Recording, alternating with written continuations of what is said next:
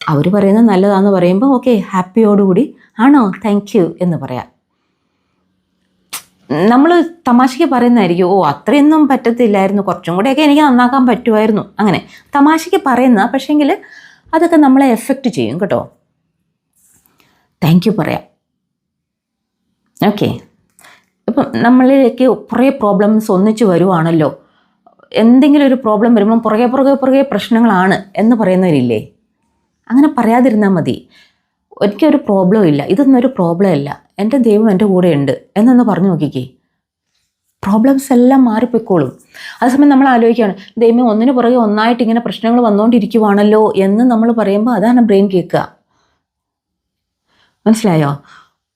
നേരെ തിരിച്ച് എപ്പോഴും പോസിറ്റീവായിട്ട് നമ്മളോട് തന്നെ സംസാരിക്കണം. എവിടെയും നമ്മളെ തരം താഴ്ത്തി നമ്മൾ സംസാരിക്കാതിരിക്കുക എന്നാണ് നമ്മൾ ശ്രദ്ധിക്കേണ്ട ഒരു കാര്യം.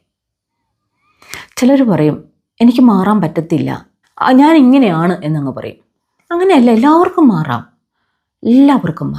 നമ്മളതിന് പരിശ്രമിക്കണം. ഞാൻ അങ്ങനെയാണ് എന്ന് ഉള്ള ഒരു മൈൻഡ് സെറ്റ് വളരെ സങ്കടകരമായൊരു മൈൻഡ് സെറ്റാണ്. നമ്മൾ മൃഗങ്ങളൊന്നും അല്ലല്ലോ, നമുക്ക് മാറാം. മനുഷ്യരായ നമുക്കേ മാറാൻ പറ്റൂ. ചില വീട്ടമ്മമാരൊക്കെ ഇങ്ങനെ പറയും, എന്നോട് ആർക്കും സ്നേഹമില്ല, എൻ്റെ ദൈവത്തിന് പോലും എന്നെ വേണ്ട. ഞാനങ്ങനെ ഒരു സിറ്റുവേഷനിലൊക്കെ പറഞ്ഞിട്ടുണ്ട് കേട്ടോ. ഞാൻ എന്നാണോ മനസ്സിലാക്കി അന്ന് മുതൽ ഞാനത് നിർത്തി.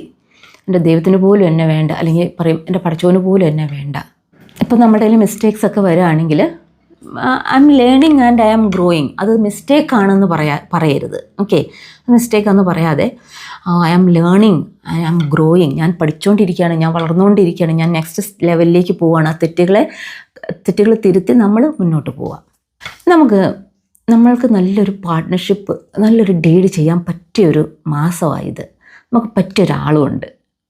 നമ്മൾ അദ്ദേഹവുമായിട്ട് ആ ഒരു ഡീഡ് ചെയ്താൽ, ഒരു പാർട്ട്ണർഷിപ്പ് എടുത്താൽ, ഇതിലും അപ്പുറം ബ്യൂട്ടിഫുൾ ആയിട്ടുള്ള വേറൊരു സംഭവമില്ല. ഇതൊരു ബ്യൂട്ടിഫുൾ ആയിട്ടുള്ള മറ്റൊരു ഇൻറ്റൻഷനും കൂടിയാണ് സത്യത്തിൽ. എൻ്റെ പടച്ചോൻ, എൻ്റെ ദൈവം, ആ ദൈവത്തോട് നിങ്ങളൊരു ഡീഡ് ചെയ്ത് നോക്കിക്കേ. എൻ്റെ എല്ലാ കാര്യങ്ങളും എൻ്റെ പടച്ചോൻ നോക്കിക്കോളും, എൻ്റെ ദൈവം നോക്കിക്കോളും എന്നങ്ങ് പറഞ്ഞു നോക്കിക്കേ. വിട്ട് കൊടുത്ത് നോക്കിക്കേ, സറണ്ടറായി നോക്കിക്കേ. നമ്മൾ ആ പടച്ചോൻ അല്ലെങ്കിൽ ആ ദൈവം ക്രിയേറ്റ് ചെയ്ത ഓരോ വ്യക്തികളെയും നമ്മൾ കുറ്റം പറയുന്നത് വരെ നമ്മൾ നിർത്തും. നമ്മളെപ്പോഴും ദൈവത്തിനോട് നന്ദി പറഞ്ഞ് ജീവിക്കണം.